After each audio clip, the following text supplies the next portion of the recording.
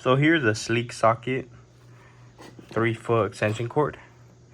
It is low profile, so if you want to put it behind tight spaces like your TV stand, behind the cabinets, wherever it may be, this is perfect. It does have 3 outlets, so it does add another one on top of the one the 2 actually. The 2 it's taking up, so you do get an extra one, so you won't lose one, you actually gain another outlet.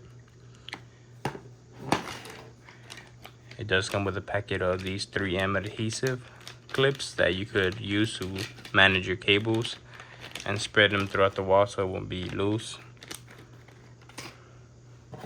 Let's test it to see if it has power now.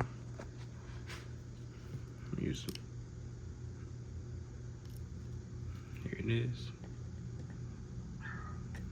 Power. Again, it does have 3 outlets. The 3-foot extension cord. It is low profile. And it has the specs in the back. There you have the amperage, voltage, hertz, and wattage.